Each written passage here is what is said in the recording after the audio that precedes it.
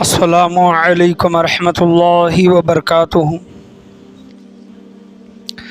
نحمدہ ونصلی علی رسولہ الکریم، الصلاۃ والسلام علی سید الانبیاء والمرسلین وعلی آلہ وصحابہ اجمعین، اما بعد فاعوذ باللہ من الشیطان الرجیم، بسم اللہ الرحمن الرحیم۔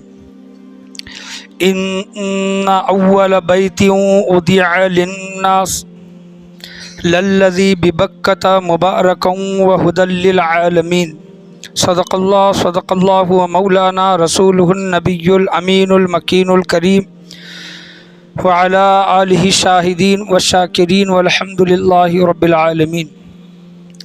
آئیے ہم اور آپ مل کر اپنے غلامی کا ثبوت دیتے ہوئے سب سے پہلے گنبد خضرا میں آرام فرمانے والے آقا حضور تاجدار مدینہ سرور و قلب و سینہ جناب احمد مجتبیٰ محمد مصطفیٰ صلی اللہ علیہ وسلم کی بارگاہ گہربار میں درود و سلام کا ہدیہ نشاور کریں۔ پڑھیے باواز بلند، اللہم صلی علی محمد وعلی آل محمد وبارک سلم صلو علیہ، الصلاۃ والسلام علیک یا رسول اللہ صلی اللہ تعالیٰ علیہ وسلم۔ اور ایک مرتبہ عقیدت و محبت کے ساتھ نبی اور آل نبی کے بارگاہ میں درود و سلام کا ہدیہ نشاور کریں۔ اللہم صلی علی محمد وعلی آل محمد وبارک سلم صلو علیہ، الصلاۃ والسلام علیک یا رسول اللہ صلی اللہ تعالیٰ علیہ وسلم۔ الحمدللہ، آج کے جو میرے جمعہ کا جو موضوع ہے مکہ معظمہ کی فضیلت، شہر مکہ کی فضیلت کے متعلق انشاءاللہ عز و جل 1 سے 2 جمعہ میں بیان کرنے کی کوشش کروں گا۔ اس کے بعد مدینہ منورہ کے فضائل و برکات کے متعلق بھی انشاءاللہ عز و جل 2 جمعہ بیان کرنے کی کوشش کی جائے گی۔ اب یہ مکہ معظمہ اور مدینہ منورہ کی فضیلت کیوں بیان کرنی ہے؟ کیونکہ یہ حج کا موسم چل رہا ہے، حج کا مہینہ چل رہا ہے۔ بہت سے حاجی لوگ اس سال حج کے سفر کے لیے نکلے ہیں اور بہت سے ارادہ رکھتے ہیں کہ ہم بھی حج کریں، حج کا ارادہ رکھتے ہیں۔ تو جس جگہ پر ہم جا رہے ہیں یعنی مکہ معظمہ کی حاضری جب ہمیں مل رہی ہے اور مدینہ منورہ کی حاضری ہمیں نصیب ہو رہی ہے، تو ان مقامات کے فضیلتیں اور برکتیں کیا کیا ہیں انشاءاللہ عز و جل وہ بھی ہمیں معلوم ہونا بہت ضروری ہے۔ اور مکہ معظمہ کی فضیلت کے متعلق تو قرآن کریم فرقان حمید میں بہت سے جگہوں پر ذکر آیا ہے مکہ معظمہ کا، اور کعبۃ اللہ کا ذکر اللہ تبارک و تعالیٰ نے قرآن مجید فرقان حمید میں کیا ہے۔ میں نے آپ کے سامنے خطبے کے بعد جو آیت تلاوت فرمائی ہے، یہ 4واں پارہ ہے، رکوع نمبر 1 ہے۔ اللہ تبارک و تعالیٰ قرآن مجید فرقان حمید میں ارشاد فرما رہا ہے، اعوذ باللہ من الشیطان الرجیم، بسم اللہ الرحمن الرحیم۔ ان اول بیت وضع للناس للذی ببکۃ مبارکا وہدی للعالمین۔ اللہ تبارک و تعالیٰ سورہ آل عمران میں ارشاد فرما رہا ہے، ترجمہ ہے، بے شک سب میں پہلا گھر، بے شک سب میں پہلا گھر جو لوگوں کی عبادت کو مقرر ہوا، جو لوگوں کی عبادت کو مقرر ہوا ہے وہ مکہ معظمہ ہے، وہ مکہ ہے، برکت والا اور سارے جہاں کا رہنما ہے، ہدی للعالمین۔ اللہ تبارک و تعالیٰ نے مکہ معظمہ کو اور کعبۃ اللہ کو ہدی للعالمین کہا ہے، یعنی اس جہاں کے لیے وہ ہدایت یا پھر رہنما نہیں ہے، بلکہ جتنے بھی جہاں ہیں، جتنے بھی عالم اللہ تبارک و تعالیٰ نے بنائے ہیں، جیسا کہ ہم پڑھتے ہیں کہ الحمدللہ رب العالمین، سب تعریف اللہ تبارک و تعالیٰ کے لیے جو تمام جہانوں کی پرورش فرمانے والا ہے، ہدی للعالمین۔ اور الحمدللہ رب العالمین جو یہ بولا جاتا ہے کہ اللہ تبارک و تعالیٰ کا یہ ایک جہاں نہیں ہے، یہ ایک دنیا نہیں ہے، ایسے ہزاروں لاکھوں اللہ تبارک و تعالیٰ نے عالم بنائے ہیں۔ اللہ تبارک و تعالیٰ انہی عالموں کے متعلق ارشاد فرماتا ہے کہ یہ جو اللہ تبارک و تعالیٰ کا جو گھر ہے مکہ معظمہ ہے، یہ تمام جہاں والوں کے لیے ہدایت ہے اور رہنما ہے۔ تو اللہ تبارک و تعالیٰ نے یہ مکہ معظمہ کی اور کعبۃ اللہ کی ایک فضیلت بیان کی ہے۔ اور اللہ تبارک و تعالیٰ اس آیت میں یہ بھی ارشاد فرماتا ہے کہ لوگوں کا سب سے پہلے عبادت کا جو گھر ہے، عبادت کرنے کا جو گھر ہے وہ کون سا ہے؟ وہ مکہ معظمہ ہے، وہ کعبۃ اللہ ہے۔ سب میں پہلا، دنیا میں سب میں پہلا جو عبادت کا جو گھر بنایا گیا، عبادت گاہ جو بنائی گئی ہے وہ کعبۃ اللہ ہے اور مکہ معظمہ ہے۔ اس کے متعلق انشاءاللہ عز و جل میں آپ کے سامنے فضیلت مکہ معظمہ، شہر مکہ کی فضیلتیں اور کعبۃ اللہ کی فضیلتیں میں آپ کے سامنے بیان کروں گا۔ ابن ماجہ شریف اور مشکات شریف کی حدیث ہے۔ حضرت عبداللہ بن عدی رضی اللہ تعالیٰ عنہ بیان کرتے ہیں کہ آپ صلی اللہ تعالیٰ علیہ وسلم کو حضرت عبداللہ بن عدی رضی اللہ تعالیٰ عنہ بیان کرتے ہوئے سنتے ہیں، اور آپ صلی اللہ علیہ وسلم فرماتے ہیں مکہ معظمہ سے کہ اے مکہ تو اللہ کی ساری زمین میں افضل ہے۔ اللہ کی جتنی بھی زمینیں ہیں ساری زمینوں سے اے مکہ تو اللہ کی ساری زمینوں سے افضل ہے، اللہ کو تو پیاری ہے۔ اللہ تبارک و تعالیٰ کو مکہ معظمہ پیارا ہے۔ یہ حضور صلی اللہ تعالیٰ علیہ وسلم اپنے زبان اقدس سے بیان کر رہے ہیں۔ کیوں بیان کر رہے ہیں؟ اور حضور صلی اللہ علیہ وسلم آگے ارشاد فرماتے ہیں کہ اگر میں تجھ سے نکالا نہ جاتا، حضور صلی اللہ علیہ وسلم کے الفاظ سنیں کہ اے مکہ اگر میں تجھ سے نکالا نہ جاتا تو میں کبھی بھی نہیں نکلتا۔ حضور صلی اللہ تعالیٰ علیہ وسلم کو مکہ معظمہ سے ایسی محبت تھی۔ کیوں تھی؟ کیونکہ آپ صلی اللہ تعالیٰ علیہ وسلم کی ولادت کی جگہ تھی، آپ صلی اللہ علیہ وسلم وہاں پر پیدا ہوئے تھے اور مکہ معظمہ سے بے حد محبت فرماتے تھے۔ ایک وجہ یہ تھی، اور دوسری وجہ یہ تھی کیونکہ وہاں پر اللہ تبارک و تعالیٰ کا گھر تھا، کعبہ تھا، کعبۃ اللہ تھا، اللہ کا گھر۔ اس وجہ سے آپ صلی اللہ تعالیٰ علیہ وسلم مکہ معظمہ سے بے حد محبت فرمایا کرتے تھے۔ اور یہ کب فرما رہے ہیں کہ اگر میں تجھ سے نکالا نہ جاتا؟ یہ کیوں فرما رہے ہیں؟ کیونکہ ہجرت کے وقت یعنی مکہ والوں نے آپ صلی اللہ تعالیٰ علیہ وسلم کو اور آپ کے اصحاب کو اتنا تنگ کیا، اتنی آزمائشوں میں ڈالا اور اتنا پریشان کیا کہ اللہ تبارک و تعالیٰ کی طرف سے حکم ہوا کہ اے حبیب کریم صلی اللہ علیہ وسلم ابھی آپ کو مکہ معظمہ چھوڑنا ہے، اپنے ساتھیوں کے ساتھ مکہ معظمہ چھوڑ کر مدینہ منورہ آپ کو ہجرت کرنا ہے۔ اور جس وقت حضور صلی اللہ تعالیٰ علیہ وسلم مکہ معظمہ سے ہجرت فرما رہے تھے، اس وقت مکہ معظمہ سے کعبۃ اللہ کی طرف دیکھ کر حضور صلی اللہ تعالیٰ علیہ وسلم کہتے ہیں کہ اے مکہ تو اللہ تبارک و تعالیٰ کی تمام زمینوں سے بہتر زمین ہے، افضل زمین ہے، اور تو اللہ کو پیاری ہے۔ اور حضور صلی اللہ علیہ وسلم کہتے ہیں کہ اگر میں تجھ سے، اگر یہ لوگ مجھے نہیں نکالتے، تنگ نہیں کرتے، تو میں تجھ سے کبھی بھی نہیں نکلتا۔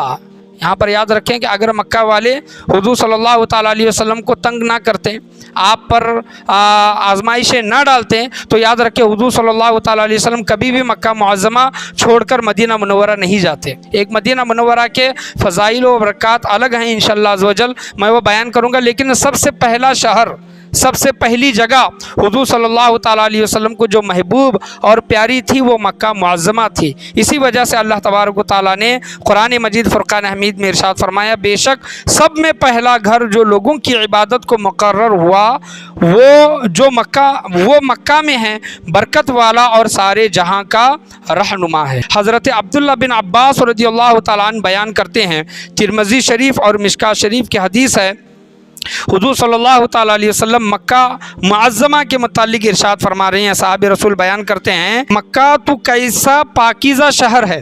حضور صلی اللہ علیہ وسلم مکہ کے متعلق فرماتے ہیں کہ اے مکہ تو کیسا پاکیزہ شہر ہے اور تو مجھے بہت پیارا ہے۔ ترمذی اور مشکات شریف کی حدیث ہے، حضور صلی اللہ تعالیٰ علیہ وسلم مکہ معظمہ سے اپنی محبت کا اظہار کر رہے ہیں، تو کیسا پاکیزہ شہر ہے اور تو مجھے بہت پیارا ہے۔ تو یاد رکھیں کہ ہم جتنا مدینہ منورہ سے محبت کرتے ہیں اتنا ہی مکہ معظمہ سے بھی محبت رکھیں، اس سے پیار کرے، اس سے عقیدت و محبت رکھے، کیونکہ حضور صلی اللہ تعالیٰ علیہ وسلم کی عقیدت و محبت مکہ معظمہ سے تھی، کعبۃ اللہ سے تھی۔ اس وجہ سے آپ صلی اللہ تعالیٰ علیہ وسلم بار بار مکہ معظمہ کی طرف دیکھ کر، پیار بھری نگاہ سے دیکھ کر حضور صلی اللہ تعالیٰ علیہ وسلم اپنی محبت کا اظہار کرتے تھے۔ یہ مکہ معظمہ اتنی برکت اور شان والا ہے کہ حضور صلی اللہ تعالیٰ علیہ وسلم نے ارشاد فرمایا کہ مکہ معظمہ میں جو جنت المعلیٰ ہے، وہ قبرستان، مکہ معظمہ کا قبرستان، وہاں پر جو لوگ دفن ہیں، اتنی برکت و عظمت والا ہے کہ حضور صلی اللہ تعالیٰ علیہ وسلم نے ارشاد فرمایا ہے کہ تاریخ مکہ جلد نمبر 1 میں اس کا ذکر آیا ہے کہ قیامت کے دن جنت المعلیٰ سے، قبرستان سے 70,000 لوگ قبر سے نکلیں گے۔ کتنے؟ 70,000 لوگ قبر سے نکلیں گے۔ جس طرح ہم مدینہ منورہ میں مرنے کی دعا مانگتے ہیں، اگر ہمیں مکہ معظمہ میں بھی موت مل گئی تو بھی ہم نصیب والے ہیں۔ کیونکہ اس کے متعلق دیکھیں کہ حضور صلی اللہ تعالیٰ علیہ وسلم ارشاد فرماتے ہیں کہ مکہ معظمہ کی قبرستان سے، جنت المعلیٰ سے 70,000 لوگ قبروں سے نکلیں گے اور وہ بغیر حساب و کتاب کے جنت میں داخل ہوں گے۔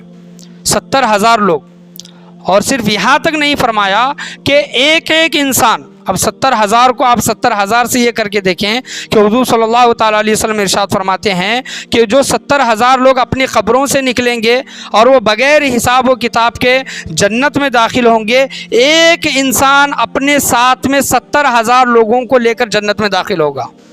ایک انسان 70,000 لوگوں کو، ایک انسان 70,000 لوگوں کو لے کر جنت میں داخل ہوگا۔ اللہ تبارک و تعالیٰ ان کی شفاعت کو قبول فرمائے گا، ان کی دعا کو قبول فرمائے گا، اور ان کے چہرے 14ویں رات کا جس طرح چاند چمکتا ہے نا، اس طرح ان کے چہرے چمکتے ہوں گے جو جنت المعلیٰ کے قبرستان میں دفن ہیں۔ وہ تو جنت میں جائیں گے، لیکن اپنے ساتھ میں 70,000 ایسے لوگوں کو جنت میں لے کر جائیں گے جو جہنمی ہوں گے۔ اللہ تبارک و تعالیٰ نے ان کو جہنم کی خبر سنا دی ہوگی۔ ایسے لوگ اللہ تبارک و تعالیٰ کی بارگاہ میں گزارش کر کے ایسے لوگوں کو اپنے ساتھ میں جنت میں لے کر جائیں گے۔ تو یہ مکہ معظمہ کی شان ہے، یہ کعبۃ اللہ کی شان ہے، کیونکہ اللہ تبارک و تعالیٰ نے اپنا سب سے پہلا گھر مکہ معظمہ کو، کعبۃ اللہ کو بنایا۔ اللہ تبارک و تعالیٰ کا سب سے پہلا گھر وہاں پر ہے، اس وجہ سے اس کی برکتیں اور عظمتیں زیادہ ہیں۔ انشاءاللہ عز و جل میں نمازوں کے متعلق، حجر اسود کے متعلق، صفا مروہ کے متعلق آنے والے جمعہ میں بیان کروں گا، لیکن صرف چند چیزیں میں آپ کے سامنے بیان کرتا ہوں کہ مکہ معظمہ سب سے پہلے جو تمام نبیوں کے نبی ہے ان کی پیدائش کی جگہ ہے مکہ معظمہ، اور دوسری یہ ہے کہ مکہ کے ارد گرد، تاریخ مکہ میں آیا ہے، کتاب میں آیا ہے کہ مکہ کے ارد گرد 300 انبیاء کرام علیہ السلام کی مزاریں ہیں۔ کتنے؟ مکہ معظمہ کے ارد گرد 300 انبیاء، 300 نبیوں کی قبریں ہیں، اور رکن یمانی جو کوئی عمرہ کے لیے گئے ہیں، کوئی حج کے لیے گئے ہیں، انہوں نے وہ جگہ دیکھی ہوگی۔ اللہ تبارک و تعالیٰ ہم تمام لوگوں کو بھی وہ جگہ دیکھنے کی سعادت عطا فرمائے کہ رکن یمانی اور حجر اسود کے درمیان، رکن یمانی جہاں ہے اور حجر اسود کے درمیان 70 انبیاء علیہ السلام کی قبریں ہیں۔ رکن یمانی اور حجر اسود کے درمیان 70 انبیاء، اور کعبۃ اللہ یا پھر کعبۃ اللہ کے ارد گرد 300 انبیاء کرام کی علیہ السلام کی قبریں ہیں۔ اور حتیم کے اندر جو خانہ کعبہ کا حصہ ہے، اس میں میزاب رحمت کے نیچے حضرت اسماعیل علیہ السلام اور ان کی امی جان حضرت ہاجرہ علیہ السلام کی مزار انوار ہیں۔ وہاں پر دیکھیں کہ نبیوں کی قبریں وہاں پر ہیں، جہاں پر ولیوں کی قبریں ہوتی ہیں، اللہ تبارک و تعالیٰ ان کے اوپر ہزاروں کروڑوں رحمتیں نازل فرماتا ہے۔ جہاں پر انبیاء علیہ السلام کی قبریں ہیں تو سوچیں کہ وہاں پر اللہ تبارک و تعالیٰ کی رحمتیں اور برکتیں کس طرح اترتی ہوں گی۔ کعبۃ اللہ کے متعلق، مکہ معظمہ کے متعلق، کہ جب حضرت آدم علیہ السلام زمین پر جب اتارے گئے تو سب سے پہلے حضرت آدم علیہ السلام نے، اور ان کے ساتھ میں حضرت جبرائیل امی علیہ السلام تھے، تو جو کعبۃ اللہ کی جو تعمیر ہوئی ہے، جو بانکام ہوا ہے، جو بنیاد ہوئی ہے، تو سب سے پہلے حضرت آدم علیہ السلام نے فرشتوں کے ساتھ مل کر، حضرت جبرائیل امی علیہ السلام کے ساتھ مل کر کعبے کی بنیاد رکھی ہے، اللہ تبارک و تعالیٰ کے گھر کی بنیاد رکھی ہے۔ اور حضرت آدم علیہ السلام کے بعد جو حضرت نوح علیہ السلام کا جب زمانہ آیا، اور نوح علیہ السلام کے زمانے میں جو طوفان آیا، پانی کا جو طوفان آیا، پوری دنیا میں وہ پانی پھیل گیا، اور جہاں پر اللہ تبارک و تعالیٰ کے گھر کی جو جگہ ہے، جہاں پر کعبۃ اللہ ہے، وہاں پر ایک سرخ ٹھیلا، ایک سرخ مقام جس طرح دکھائی دیتا ہے، وہاں پر صرف اتنا وہ باقی تھا۔ حضرت نوح علیہ السلام کے زمانے میں پوری دنیا تہس نہس ہو گئی تھی، صرف جو حضرت نوح علیہ السلام کے کشتی میں جو दाखिल हुए वही लोग ज़िंदा बचे, जो जानवरों का जोड़ा जो दाखिल हुआ वही ज़िंदा बचा। तो हज़रत नूह अलैहिस्सलाम के ज़माने में पूरी दुनिया में जब पानी फैल गया तो जहाँ पर अल्लाह तबारक व तआला का घर है, मक्का मुअज़्ज़मा है, काबतुल्लाह की मैं फ़जीलत, मक्का मुअज़्ज़मा की मैं फ़जीलत आपके सामने बयान कर रहा हूँ। वहाँ पर पूरी दुनिया में पानी था, लेकिन जहाँ पर अल्लाह तबारक व तआला का घर था वहाँ पर एक सुर्ग टीला सा रह गया, सुर्ग टीला सा। और वहाँ पर रिवायतों में आया है कि हज़रत नूह अलैहिस्सलाम की कश्ती में जो जो लोग दाखिल थे, कई दिनों तक वो कश्ती, जिस तरह हम काबे का तवाफ़ करते हैं, वो हज़रत नूह अलैहिस्सलाम की कश्ती अल्लाह तबारक व तआला का घर का तवाफ़ कर रही थी। और उस कश्ती में 80 के करीब मर्द और औरत उसमें शामिल थे, और वो कश्ती वहाँ पर क्या करती रही, कई दिनों तक वहाँ पर तवाफ़ करती रही। और उसके बाद हज़रत नूह अलैहिस्सलाम के बाद ज़िक्र आया है कि हज़रत नूह अलैहिस्सलाम के बाद 400 साल बाद जब हज़रत इब्राहीम अलैहिस्सलाम का जब दौर आया, और जब हज़रत इब्राहीम अलैहिस्सलाम को जब हुक्म हुआ कि आप अल्लाह तबारक व तआला के मेरे घर की तामीर करें, उसको ढूंढ कर निकालें, उसकी नींवें, उसकी बुनियादें जब ढूंढ कर निकालें, तो हज़रत इब्राहीम अलैहिस्सलाम और हज़रत इस्माईल अलैहिस्सलाम ने खुदाई शुरू की। और जहाँ पर अल्लाह तबारक व तआला ने निशानी बताई थी, काबे की बुनियाद वहाँ पर ज़ाहिर हो गई। काबे का बांधकाम बहुत मरतबा हुआ है, काबे की तामीर बहुत मरतबा हुई है। हज़रत आदम अलैहिस्सलाम से ये शुरू हुआ, फिर हज़रत इब्राहीम अलैहिस्सलाम तक पहुँचा, और हज़रत इब्राहीम अलैहिस्सलाम के बाद काबे की जिन जिन लोगों ने तामीर की, जिन जिन कबीले ने तामीर की, काबे की तामीर में ज़िक्र आया है और तारीख़ मक्का में कि हज़रत इब्राहीम अलैहिस्सलाम के बाद कबीला जुरहम, ये एक ज़िक्र आता है कि इन्होंने भी खाने काबा की तामीर की, क्योंकि तूफ़ान की वजह से, बारिश की वजह से, तूफ़ान की वजह से वो ढह जाती थी, वो दीवारें ढह जाती थी, गिर जाती थी। तो कबीला जुरहम ने भी काबतुल्लाह की तामीर की है। और उनके बाद कबीला अमालका, और उनके बाद कुसै बिन कलाब, और उसके बाद कुरैश कबीला, और उसके बाद अब्दुल्ला बिन ज़ुबैर रज़ियल्लाहु ताला अन्हु ने भी काबे की तामीर की है। और उसके बाद हज्जाज बिन यूसुफ़ ने भी खाने काबा की तामीर की है। इन लोगों का क्या है, ज़िक्र आता है कि खाने काबा की वक्तन फ़वक्तन अल्लाह तबारक व तआला के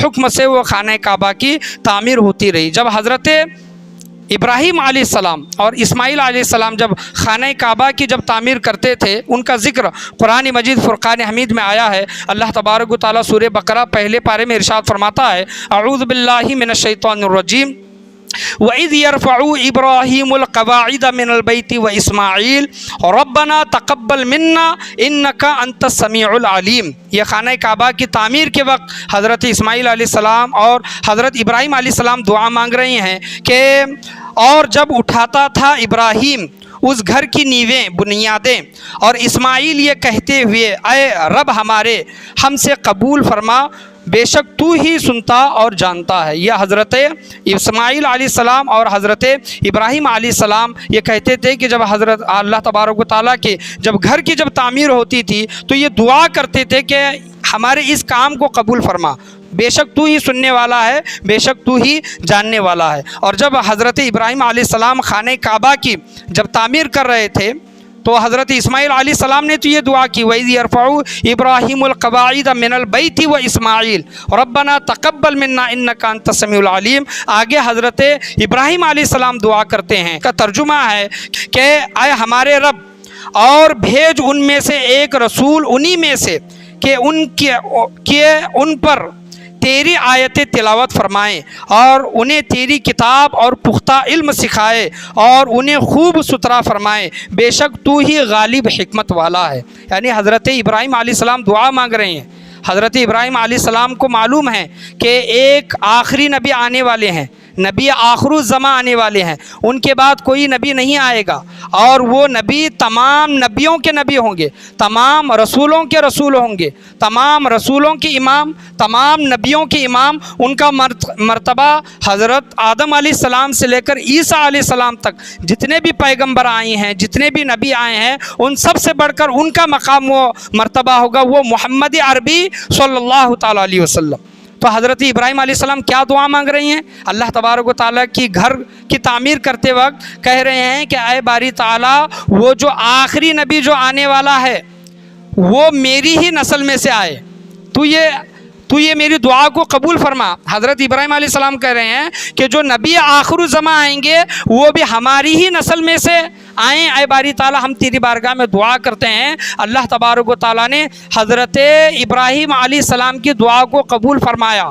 یہاں پر ایک اختلاف ہے، اختلاف یہ کیا کرتے ہیں لوگ کہ حضرت ابراہیم علیہ السلام کے ساتھ جو خانہ کعبہ کی جس بیٹے نے تعمیر کی وہ حضرت اسماعیل علیہ السلام تھے، لیکن یہودیوں کا یہ کہنا ہے کہ اسماعیل علیہ السلام نہیں تھے بلکہ اسحاق علیہ السلام ہے، اور یہ اسحاق علیہ السلام وہی ہیں جن سے کئی ہزاروں پیغمبر ان کی نسل میں سے آئے ہیں، جن کو بنی اسرائیل کے انبیاء کہتے ہیں۔ بنی اسرائیل، اب جو نام ہے اسرائیل جو اسلام کا سب سے بڑا دشمن ہے، لیکن اسرائیل جو کہتے تھے یہ اسرائیل، یہ حضرت اسحاق علیہ السلام کا نام۔ ان کا کہنا یہ ہے کہ حضرت اسحاق علیہ السلام حضرت ابراہیم علیہ السلام کے ساتھ میں تھے جب خانہ کعبہ کی تعمیر ہو رہی تھی، لیکن روایتوں میں اور دلیلوں میں یہ آیا ہے کہ ابھی حضرت اسحاق علیہ السلام کی پیدائش ہی نہیں ہوئی تھی، ولادت ہی نہیں ہوئی تھی جب حضرت ابراہیم علیہ السلام اور حضرت اسماعیل علیہ السلام خانہ کعبہ کی تعمیر فرما رہے تھے اللہ تبارک و تعالیٰ کے حکم سے۔ تو حضرت ابراہیم علیہ السلام کے ساتھ کون بیٹا تھا؟ حضرت اسماعیل علیہ السلام۔ تو دیکھیں کہ حضرت اسماعیل علیہ السلام اور ان کے بعد سے لے کر حضور صلی اللہ تعالیٰ علیہ وسلم تک کے عرصے میں ایک بھی نبی، ایک بھی پیغمبر نہیں آیا۔ حضرت ابراہیم علیہ السلام نبی، حضرت ابراہیم علیہ السلام کے دونوں بیٹے حضرت اسحاق علیہ السلام بھی نبی اور حضرت اسماعیل علیہ السلام بھی نبی، لیکن ایک بیٹی کی نسل سے کئی ہزاروں سینکڑوں پیغمبر آئے۔ موسیٰ علیہ السلام، عیسیٰ علیہ السلام، جتنے بھی آئے، یہ جو نام جو ہم لیتے ہیں یہ بنی اسرائیل کے نبی ہیں، بنی اسرائیل کے انبیاء ہیں، وہ حضرت اسحاق علیہ السلام کی نسل سے آئے ہیں، ان کو بنی اسرائیل کے انبیاء کہتے ہیں۔ لیکن صرف اور صرف جناب محمد الرسول اللہ صلی اللہ تعالیٰ علیہ وسلم یہ آخری پیغمبر ہیں، یہ آخری نبی ہیں جو حضرت اسماعیل علیہ السلام کی نسل میں سے آئے ہیں۔ اور وہ کیوں آئے؟ کیونکہ حضرت ابراہیم علیہ السلام نے یہاں پر دعا کی تھی کہ اے ہمارے رب، اور بھیج ان میں سے ایک رسول انہی میں سے کہ ان پر تیری آیتیں تلاوت فرمائے اور انہیں تیری کتاب اور پختہ علم سکھائے۔ کون سی کتاب؟ قرآن مجید، فرقان حمید، اور ان کو خوب پاک و صاف کر دے۔ اور حضرت ابراہیم علیہ السلام کہتے ہیں کہ بے شک تو ہی غالب حکمت والا ہے۔ تو خانہ کعبہ کی تعمیر کا صلہ اور انعام حضرت ابراہیم علیہ السلام کو اور حضرت اسماعیل علیہ السلام کو یہ ملا کیونکہ انہوں نے اللہ تبارک و تعالیٰ کے گھر کی خدمت کی تھی، خانہ کعبہ کی بنیادیں ڈالی تھی، اس کو ظاہر کیا تھا، اس کو بنایا تھا اللہ تبارک و تعالیٰ کے حکم سے۔ اللہ تبارک و تعالیٰ نے حضرت ابراہیم علیہ السلام کو اور اسماعیل علیہ السلام کو یہ انعام عطا فرمایا کہ آخری نبی، آخری پیغمبر، تمام نبیوں کے نبی حضرت اسماعیل علیہ السلام کی نسل میں سے آئے۔ یہ دعا اللہ تبارک و تعالیٰ نے ان کی قبول فرمائی۔ تو کعبۃ اللہ، مکہ معظمہ، وہ جگہ ہے جہاں پر حضرت ابراہیم علیہ السلام کی دعا قبول ہوئی اور حضور صلی اللہ تعالیٰ علیہ وسلم حضرت اسماعیل علیہ السلام کی نسل میں سے آئے۔ یہودیوں کو یہی حسد تھا، یہی جلن تھی، وہ یہ کہتے تھے کہ جتنے بھی نبی آئے ہیں وہ تمام کے تمام حضرت اسحاق علیہ السلام بنی اسرائیل میں سے آئے ہیں، تو یہ آخری نبی بنی اسماعیل میں سے کیسے آ سکتے ہیں؟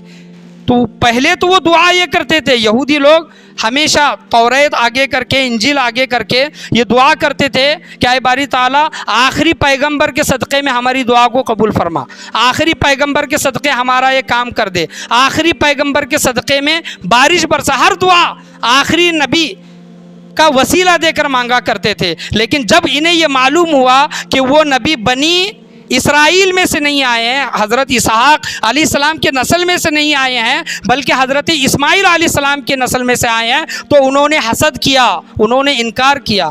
تو یہ اللہ تبارک و تعالیٰ کی مرضی ہے، جس کو جہاں چاہے انعامات سے نوازے۔ ہم جو اللہ نے جس کو انعامات سے نوازتا، جن کو انعامات سے نوازتا ہے، دوسرا جو دیکھ کر حسد کرتا ہے بلکہ وہ انسان اس انسان سے حسد نہیں کر رہا بلکہ اللہ تبارک و تعالیٰ کے انعام سے حسد کر رہا ہے۔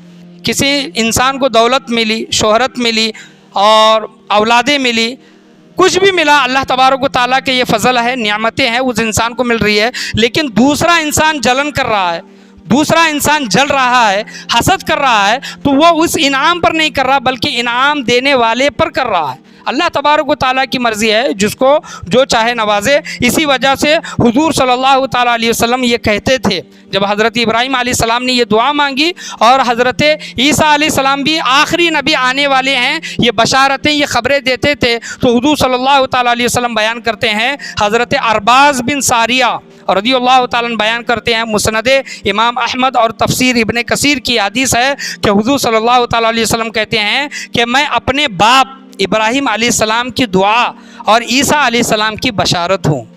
حضور صلی اللہ علیہ وسلم کیا کہتے تھے کہ میں اپنے باپ کی دعا ہوں، کہ میرے باپ نے دعا مانگی تھی کہ میری نسل میں سے آخری پیغمبر آئے، تو میں اپنے باپ حضرت ابراہیم علیہ السلام کی دعا اور حضرت عیسیٰ علیہ السلام کی بشارت ہوں۔ یہ حضور صلی اللہ تعالیٰ علیہ وسلم لوگوں سے کہا کرتے تھے۔ یہ مکہ معظمہ اور کعبۃ اللہ کی فضیلت برکتیں ہیں۔ انشاءاللہ عز و جل جو اللہ کی تمام زمینوں میں سے سب سے جو پہلی جو زمین جس کے متعلق جو بولا گیا ہے کہ سب سے پہلا گھر عبادت گاہ جو کعبۃ اللہ جو مکہ معظمہ میں ہے، انشاءاللہ عز و جل اللہ کی سب سے پہلی زمین کے متعلق بھی انشاءاللہ عز و جل آنے والے جمعہ میں بولنے کی، بیان کرنے کی کوشش کی جائے گی۔ اللہ کی بارگاہ میں دعا ہے اللہ تبارک و تعالی ہم تمام لوگوں کو بولنے سننے سے زیادہ اس پر عمل کرنے کی توفیق و رفیق عطا فرمائیں۔